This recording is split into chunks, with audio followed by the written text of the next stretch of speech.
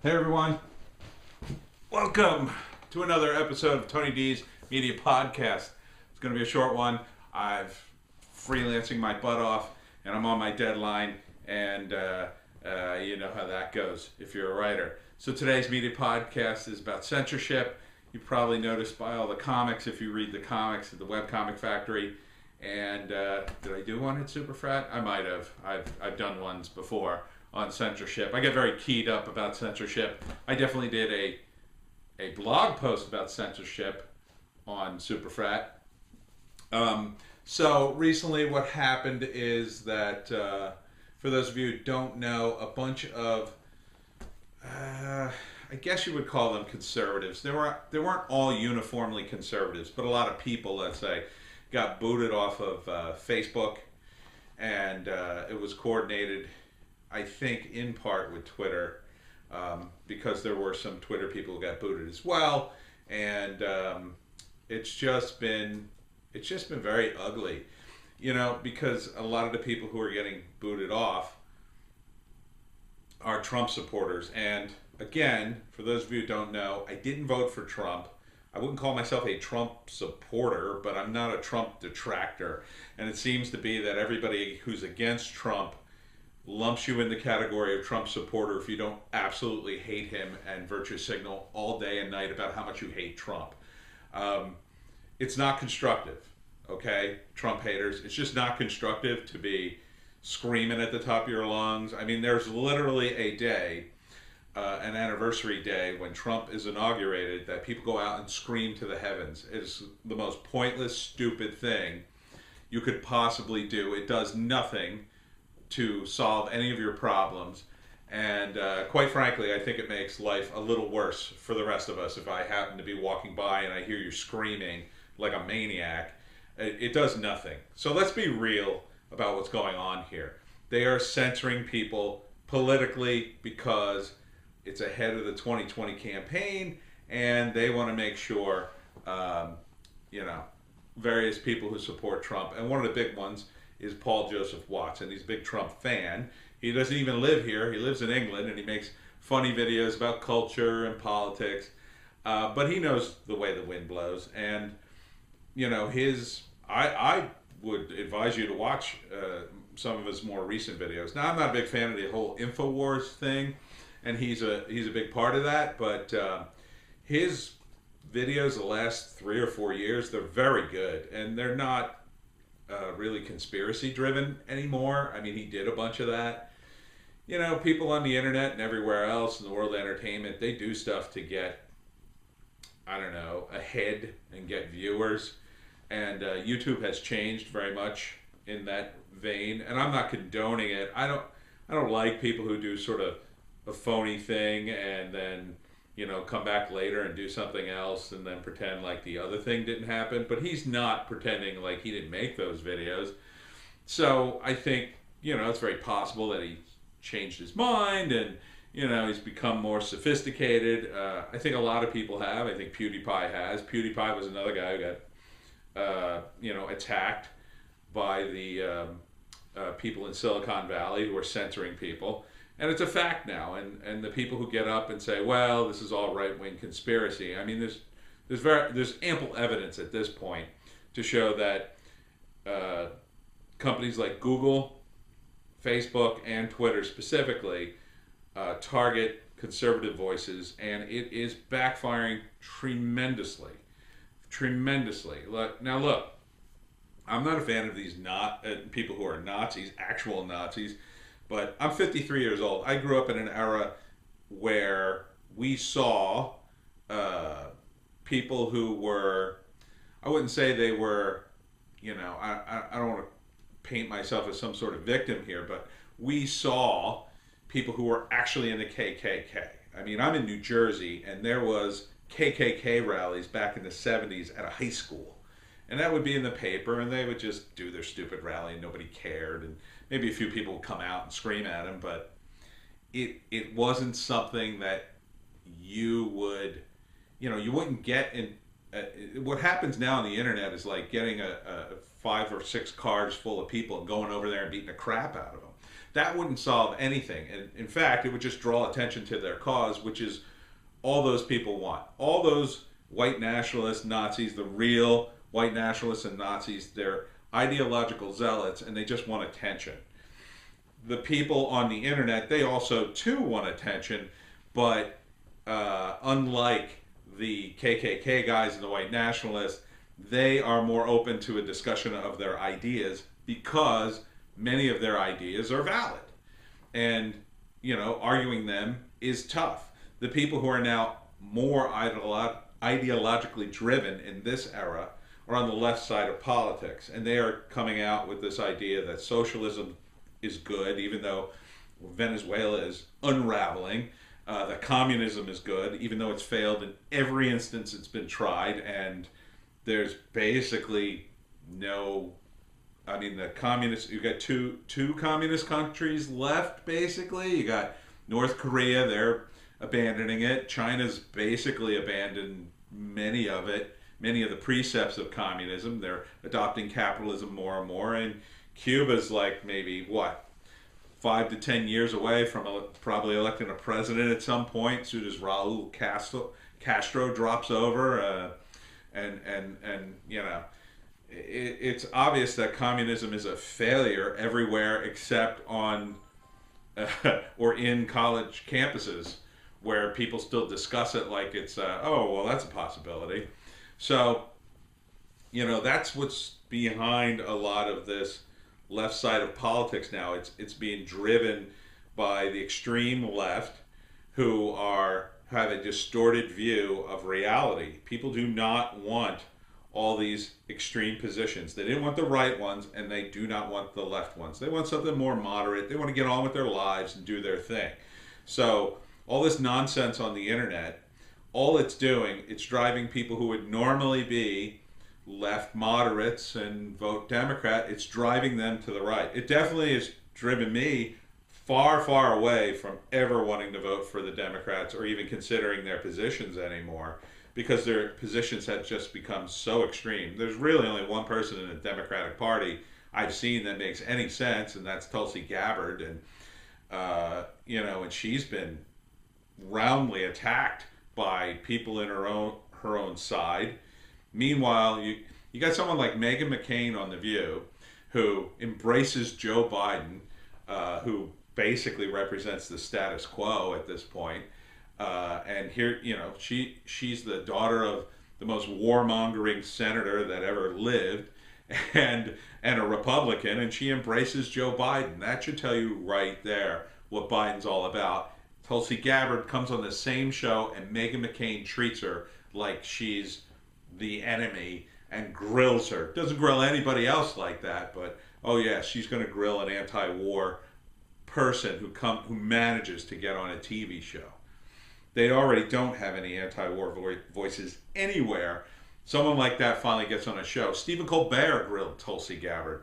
It was a disgrace. I've lost so much respect for Stephen Colbert. I used to love that guy when he did the Colbert Report, and you know, we just had this situation where so many people are getting their information from people like Colbert, The View, and they have this distorted view of reality because it's not reality. It is the reality of people who live in that ideological bubble now. Just like the reality was for people on the right in the past, when they lived in an ideological bubble that had less connection to the rest of the world. These guys have this connection, but they've narrowed their vision using Twitter by censoring people, which has made it worse, censoring people on Facebook, which has also made it worse, and crafting these narratives that explain, oh, well, hear that idea that maybe it's not a bad idea to make peace with North Korea. Here's why that's bad. And there are so many news outlets that just spend their time all day explaining why everything is bad. Everything is bad now. And the truth is, it's not. There's a balance of good and bad. There is bad for Trump, and I could go through that.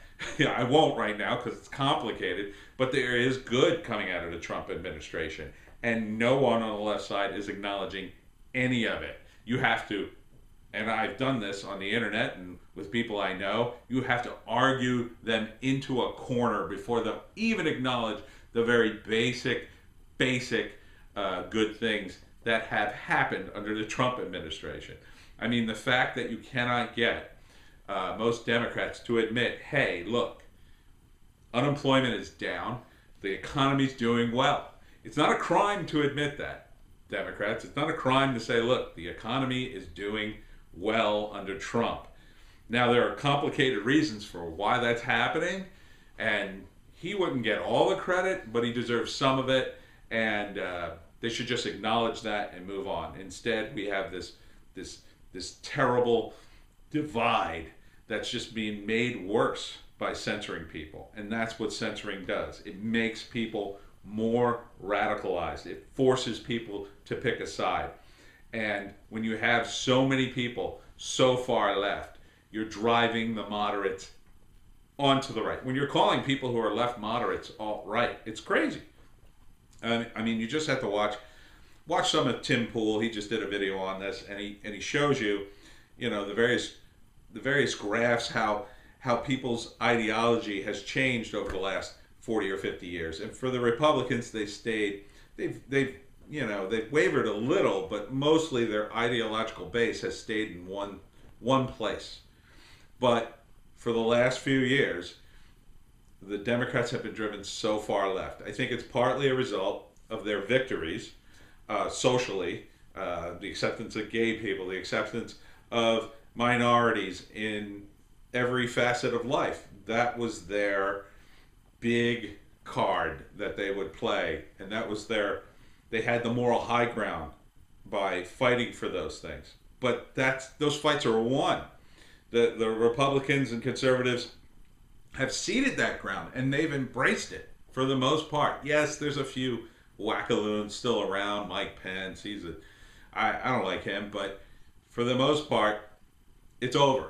So what do they have left to fight for? They're struggling to find a message, and they don't have it, and their only message seems to be, well, we hate Trump so much, and this imagined scenario where the Russians came in. So censoring people is something that will inevitably bounce back on the people who are pushing it. The people on Twitter screaming about censorship, and on Facebook. We've already had left-leaning sites destroyed and banned on Facebook, and people on Twitter. And it's just going to get worse, because as the left eats itself, as it goes further left, it just keeps eating itself, because no one is pure enough. The same thing kind of happened on the right. Same thing happens in the world of libertarians. There are people in the Libertarian Party, you're never pure enough libertarian for them. They want to be total anarcho-capitalist, which is sort of the extremism of libertarian. They want basically capitalistic anarchy. They don't want any rules on the free market whatsoever. And you try to tell them, look, that's not very realistic. People are not going to do that, and you're going to have problems that you may or may not be able to sort through. It's one thing to talk about privatizing education and the police, but when you talk about privatizing the judicial system, that's an extreme position that may not work and needs lots of discussion. But for the zealots, they don't want to talk about that. They have their positions, and they repeat their mantra, and that's it. So what we need, and there are other people in this country, and that's all there is to it. I mean, if you're more of a practical libertarian, I understand that libertarians won't be, we're not going to have a libertarian utopia. If Gary Johnson got elected president, we would have had some libertarian ideas getting in, and he had to compromise a little, and a lot of libertarians didn't like that. So it's in every party, but right now there is a huge, I shouldn't say huge, there is a tiny minority of left-leaning Democrats who have taken hold of, they have the media on their side, they have a much bigger voice than they should have, and it's being magnified by these social platforms who are based in Southern California, where a lot of this ideology flies, because they have all the money in the world. And they don't see any reason why everybody can't have money, even though in a place like San Francisco, homeless people are shitting in the streets everywhere. So, you know, there's a lot to be said for that, you know, egalitarian view of people in Southern California. I like it. It's hippie. It's nice, but absolute power corrupts absolutely, and they have too much money, too much power. It's time to stamp that down a little bit and say, listen, you cannot, if you're going to be a platform, you cannot censor people. If you're going to censor people as a publisher and editorialize and say, well, certain political views aren't welcome here, then you are a publisher, and then you should not get the protections of a platform. A platform cannot be sued. A publisher can be sued. So if Twitter is going to say ban certain people, well, then they are a publisher. They're only publishing things they like. Same thing with Facebook, and they should open the doors to lawsuits, and then they can make a decision. Well, we're going to be a platform, so we won't be sued, or well, we're really going to have to police the content then, and then you could kiss those platforms goodbye. So, because who cares? Then they are American companies. They should support American free speech and the other things in the Constitution. I mean, they don't have to blindly support them, but certainly free speech would be on that list, and freedom of religion and all sorts of things. So if they're not going to be an American company in America, then there's a problem. And, you know, I'm not for regulation, but I am for hands off. And I think if they're going to editorialize, they should have to defend themselves in court about it. If they're going to kick people off, and people are losing money, get kicked off of YouTube and places like that. And YouTube's losing money. $70 billion they lost. 70 billion Alphabet lost. And mostly due to the YouTube algorithms changing. So I'm not discussing anything that isn't being discussed on a million channels, but I just wanted to make it clear today that I think censorship is bad. So say something outrageous in the comments, get yourself banned. Check me out on Patreon and the Webcomic Factory, and of course Superfret for all my comics until I'm banned from Facebook or Twitter or some of these other places. I got so much work to do. I probably made this video way too long. But thanks for listening. That's been the podcast for this time. See ya.